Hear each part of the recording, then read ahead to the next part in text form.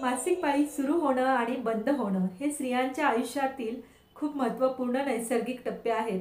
मासिक पाळी सुरू झाल्यानंतर तिचा प्रजनन काळ हा सुरू झालेला असतो आणि मासिक पाळी बंद होताना तिचा प्रजनन काळाचा शेवटही झालेला असतो.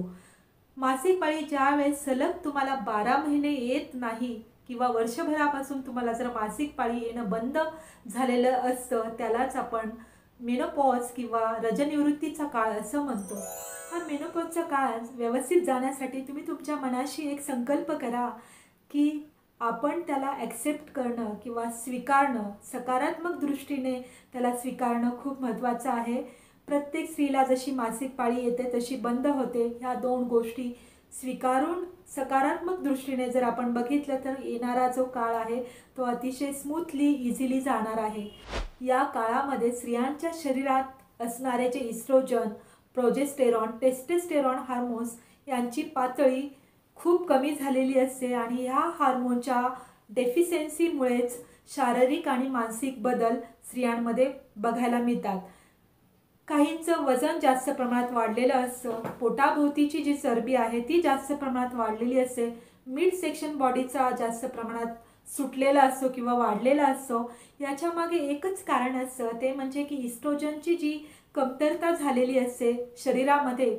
इस्ट्रोजन काय करत असतं, आपल्या शरीरातील जे मेटाबॉलिझम असतं किंवा जी चयापचय क्रिया असेल, बॉडीमध्ये जे पचन क्रिया स्ट्रॉंग होण्यासाठी जे मेटाबॉलिझम महत्त्वाचं असतं, हे कंट्रोल करण्यासाठी किंवा याला व्यवस्थित ठेवण्यासाठी हे इस्ट्रोजन हार्मोन खूप मदत करत असतं. आणि इस्ट्रोजनची कमतरता झाल्यामुळे आपलं मेटाबॉलिझम जे आहे ते अतिशय कमी गतीने किंवा मंद गतीने काम करायला लागतं. म्हणूनच 40 नंतर कुठलंही बाहेरचं खाल्लं किंवा जास्त प्रमाणात आपण बाहेरचे पदार्थ खाल्ले किंवा कुठलेही पदार्थ जास्त प्रमाणात खाल्ला की तो आपल्याला पचायला जड जातो. आधी आपल्याला सगळं पचत होतं, इझी होत होतं, पण आता ते जमत नाही, कारण तुमचं मेटाबॉलिझम हे अतिशय कमकुवत झालेलं असतं इस्ट्रोजनच्या कमतरतेमुळे. इस्ट्रोजनच्या डेफिशियन्सीमुळे आणखी एक बघायला मिळतं, ते म्हणजे तुमच्या त्वचेमध्ये आलेला कोरडेपणा, चेहऱ्यावर पडणाऱ्या सुरकुत्या, डोळ्यांभोवती आलेली डार्क सर्कल्स,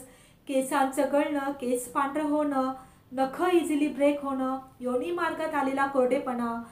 या लक्षणांबरोबरच रात्री गरम वाफा येणं चेहऱ्यावर, हॉट फ्लशेस, रात्रीतून जास्त प्रमाणात घाम येणं, झोप व्यवस्थित न होणं, निद्रानाश, या लक्षणांबरोबरच एकटेपणाचा भाव मनात असणं, स्वतःला कमी लेखणं किंवा मला कोणीही नाही, मी एकटीच आहे, असं आलेलं नैराश्य आणि त्याच्यातून आलेलं डिप्रेशन, याच्यामधून तिला बाहेर पडणं खूप गरजेचं असतं. आणि जे होणारे मूड स्विंग्स आहेत, क्षणात दुःखी असणं, क्षणात आनंदी असणं, ह्या ज्या मूड स्विंग्स आहेत ह्या तिच्या शरीरातील इस्ट्रोजनच्या डेफिशियन्सीमुळे झालेल्या आहेत. ती स्वतःहून असं काही करत नसते, असं मला तुम्हाला सांगावंसं वाटतं, खास करून तिच्या नवऱ्याला. इस्ट्रोजनच्या डेफिशियन्सीमुळे आणखी एक महत्त्वाचं बघायला मिळतं, ते म्हणजे तुमच्या मसलचा लॉस जास्त प्रमाणात झालेला असतो.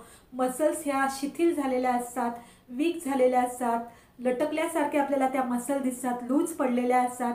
याचबरोबर बोन लॉस पण अतिशय प्रमाणात झालेला असतो, हाडं ठिसूळ झालेली असतात, हाडांची जी कॅल्शियम स्टोअर करण्याची कॅपॅसिटी असते ती कमकुवत झालेली असते, कारण इस्ट्रोजन कमी झालेलं असतं. मेनोपॉजचा त्रास कमी करण्यासाठी घरगुती उपाय: रोज रात्री झोपताना समप्रमाणात धणं, जिरं आणि खडीसाखर 1 ग्लास पाण्यामध्ये भिजत घालायचं आहे. सकाळी उठल्यानंतर हे पाणी तुम्हाला गाळून उपाशीपोटी घ्यायचं आहे. त्यामुळे तुमचं मेटाबॉलिझम जे आहे ते बूस्ट होणार आहे, पचनशक्तीसुद्धा सुधारणार आहे आणि तुम्हाला होणारा जो हॉट फ्लशेसचा त्रास आहे, तुमच्या शरीरातील जी उष्णता आहे ते कमी करण्यासाठी धणं, जिरं, खडीसाखर अतिशय प्रमाणात मदत करणार आहे.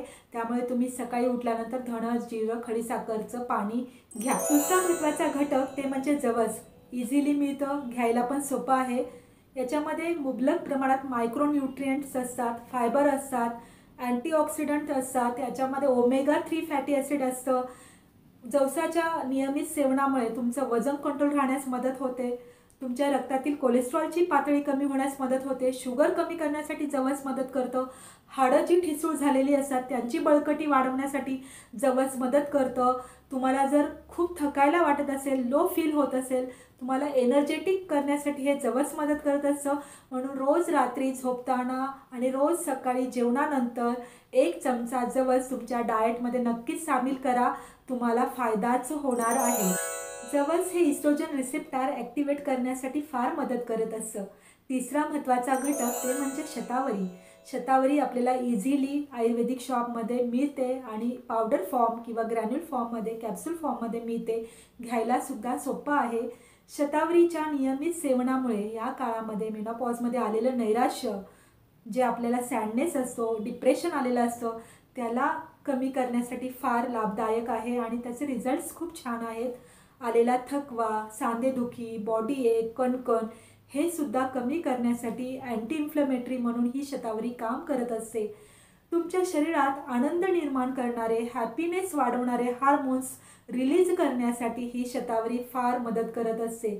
शतावरी आपल्या शरीरातील वाढलेल्या स्ट्रेसमुळे जे कॉर्टिसॉल असतं त्याची मात्रा संतुलित राखण्यासाठी फार मदत करत असते. कॉर्टिसॉल व्यवस्थित रित्या जर मेंटेन झालं, बॅलन्स झालं तर आपल्याला आलेलं नैराश्यसुद्धा दूर जातं किंवा आपल्याला आनंदी वाटायला लागतं. म्हणून शतावरीचं सेवन करणं फार महत्त्वाचं आहे या काळामध्ये. शतावरीमुळे आपलं मेटाबॉलिझम बूस्ट होतं, पचनक्रिया छान सुधारते आणि आपल्याला दिवसभर फ्रेशसुद्धा वाटतं. तुम्ही तुमच्या डॉक्टरांच्या सल्ल्यानुसार किंवा तुम्ही रोज सकाळ संध्याकाळ अर्धा कप दुधातून शतावरीचा 1 चमचा घेऊ शकता. खूप छान रिझल्ट्स मिळतात, नक्की ट्राय करा. चौथा महत्त्वाचा घटक ते म्हणजे अश्वगंधा. या काळामध्ये बऱ्याच स्त्रियांना निद्रानाश किंवा अपुरी झोप व्यवस्थित न होणं याचा भयंकर त्रास असतो. या काळामध्ये जर तुम्ही अश्वगंधा जर घेतलं तर अश्वगंधा आपल्याला इझिली आयुर्वेदिक शॉपमध्ये मिळतं, कॅप्सूल फॉर्ममध्ये सुद्धा मिळतं. रोज रात्री झोपताना 1 गोळी अश्वगंधाची घेतली तर तुमची झोप व्यवस्थित होते. तुम्हाला आलेला आळस, थकवा हा कमी होतो. व्यवस्थित झोप झाली की तुमच्या शरीरातील हार्मोन्स हे बॅलन्समध्ये राहतात, तुमचं फॅटचं डिस्ट्रीब्युशन व्यवस्थित होतं, तुमचं वजन वाढत नाही आणि दिवसभर तुम्हाला थकायला पण होत नाही आणि फ्रेश वाटतं.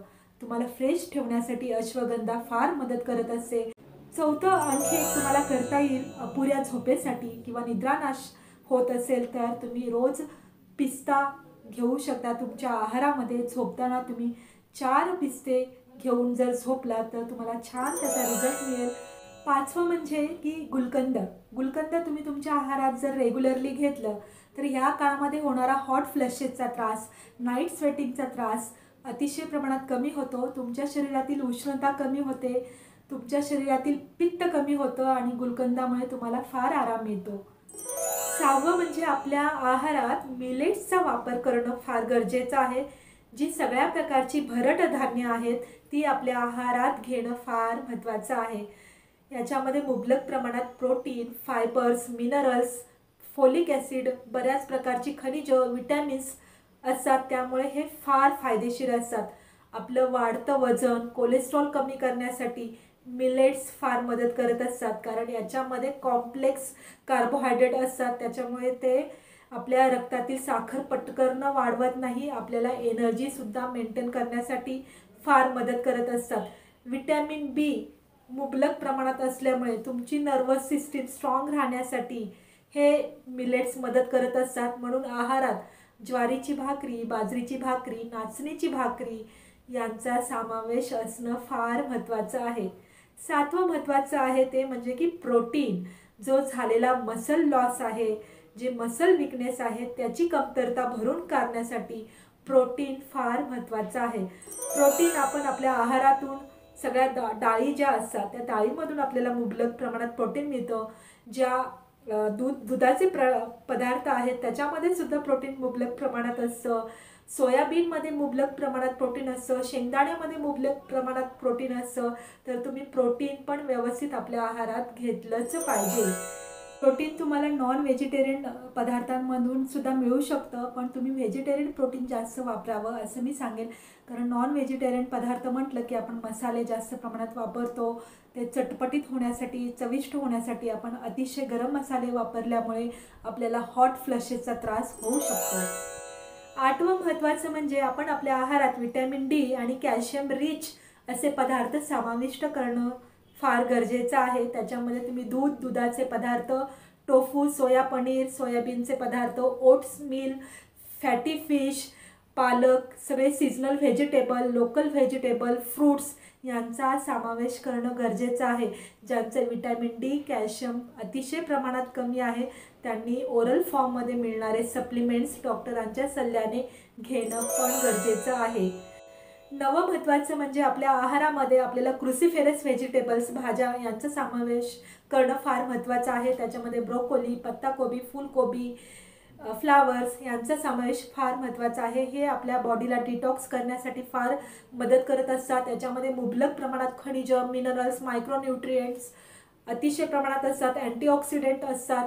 हे आपल्या शरीरातील टाकाऊ पदार्थ फ्लश आउट करण्यासाठी फार मदत करत असतात. खराब असलेलं इस्ट्रोजनसुद्धा फ्लश आउट करण्यासाठी हे क्रुसिफेरस व्हेजिटेबल्स अतिशय उपयुक्त आहेत. त्यामुळे तुम्ही तुमच्या आहारात क्रुसिफेरस व्हेजिटेबल, ब्रोकोली, पत्ताकोबी, फुलकोबी यांचा समावेश करून घेणं फार गरजेचं आहे. जे पदार्थ आपल्या शरीरात इस्ट्रोजनचं काम करत असतात अशा पदार्थांना डाएटमध्ये समाविष्ट करून घेणं. त्याच्यामध्ये फायटो इस्ट्रोजन प्रामुख्याने येतात. सोयाबीन, सोया प्रोडक्ट्स जे आहेत, सोया मिल्क्स, टोफू यांचा समावेश करून घेणं फार गरजेचं आहे. तुम्ही मशरूमसुद्धा तुमच्या आहारात घेऊ शकता. आणखी एक म्हणजे की तुम्ही सुरण इझिली मार्केटमध्ये आपल्याला मिळतं. सुरण हे सुद्धा आपल्याला मेनोपॉजमुळे होणारा जो त्रास आहे त्याची तीव्रता कमी करण्यासाठी फारच फायदेशीर आहे. तर तुम्ही सुरणाची भाजी तुमच्या आहारात घेतली तर खूप छान फायदे मिळतील तुम्हाला. डाएटमध्ये ॲड करायचं आहे ते म्हणजे ड्रायफ्रूट्स, जे चांगले फॅट, गुड फॅट म्हणून ओळखले जातात. ड्रायफ्रूट्समध्ये अक्रोड, बदाम, रोज 2 बदाम भिजवून सकाळी खायचे आहेत. अक्रोड न भिजवता खाल्ले तरी चालतील. याच्यामध्ये असणारे ओमेगा 3 फॅटी ॲसिड, याच्यामध्ये असणारे मॅग्नेशियम, मिनरल्स, खनिज हे आपल्या शरीराला बळकटी आणण्यासाठी फार मदत करत असतात. आणि याच्यामुळे आपल्या शरीरातील जे चांगलं कोलेस्ट्रॉल आहे त्याची निर्मिती होते आणि चांगल्या कोलेस्ट्रॉलमुळे आपलं इस्ट्रोजनसुद्धा संतुलित राखण्यासाठी फार मदत होते आणि आपलं वजन आटोक्यात आणण्यासाठी सुद्धा हे चांगले फॅट्स आपल्या शरीराला मदत करत असतात. म्हणून बदाम, अक्रोड नक्की तुमच्या डाएटमध्ये तुम्ही घ्या. व्हिटॅमिन डी नॅचरली मिळण्यासाठी रोज सकाळी उठून चेहऱ्याला, शरीराला बदामाचं तेल किंवा तिळाचं तेल लावून कोवळ्या उन्हात 15 मिनिटं बसायचं आहे. त्याने नैसर्गिकरित्या आपल्याला व्हिटॅमिन डी मिळेल. रोज जर तुम्ही सकाळी 15 मिनिटं जर बसलात तर तुम्हाला छान व्हिटॅमिन डी शरीराला मिळेल आणि त्याचे फायदे पण मिळतील. सनस्क्रीन लावून आपल्याला कोवळ्या उन्हात बसायचं नाही. मेनोपॉजच्या काळामध्ये आपल्या शरीराला पोटॅशियम, मॅग्नेशियम, इतर खनिजे जी आहेत, लोह किंवा आयर्न, फोलिक ॲसिड यांची गरज जास्त असते. त्यासाठी तुम्ही तुमच्या डाएटमध्ये खजूर, खारीक, ओलं खोबरं, नारळ पाणी किंवा बदाम, अक्रोड, पिस्ते ज्याच्यामध्ये मॅग्नेशियम रिच जास्त आहेत, पालक, हिरव्या पालेभाज्या यांचा समावेश करून घेणं फार गरजेचं आहे. कारण हे आपल्या शरीराला बळकटी देण्यासाठी मदत करत असतात. आपल्या आहारामध्ये मीठ आणि साखर कमी प्रमाणात घ्यायचं आहे. कॉफी, चहा जे ट्रिगरिंग फॅक्टर आहेत, ज्याने आपली उष्णता शरीरात वाढू शकते. मसालेदार पदार्थ जे आहेत, गरम पदार्थ जे आहेत, जे फास्ट फूड आहे, स्ट्रीट फूड आहे, बेकरी प्रोडक्ट्स आहेत, ते आपल्याला बंद करायचे आहेत. तंबाखूचं सेवन कमी प्रमाणात करायचं आहे. मिश्री कमी करायची आहे. आपल्याला स्मोकिंग, अल्कोहोल कमी प्रमाणात करायचं आहे. मेनोपॉजच्या डाएटमध्ये आपल्याला चांगल्या प्रकारचे protein, lean protein, vegetarian proteins समाविष्ट करून घेणं फार गरजेचं आहे. दुसरं म्हणजे तुम्हाला सिंपल कार्बोहायड्रेट घ्यायचे नाहीत. कॉम्प्लेक्स कार्बोहायड्रेट म्हणजे जे फळांमधून, जेवणामधून, आपल्या भाजी भाकरीमधून मिळतात असे कार्बोहायड्रेट आपल्याला घ्यायचे आहेत. तिसरं म्हणजे तुम्हाला विटॅमिन्स, मिनरल्स, जी खनिजे आहेत, लोह आहे, फोलिक ॲसिड आहे, हे आपल्याला डाएटमधून घ्यायचं आहे. चौथं म्हणजे तुम्हाला व्हिटॅमिन डीसाठी कोवळ्या उन्हात बसायचं आहे. या 4 गोष्टी पाळा. पाणी भरपूर प्या. नक्कीच मेनोपॉजचा काळ तुम्हाला सुखकारक आणि आनंदी जाईल. काळजी घ्या, आनंदी राहा आणि मस्त राहा.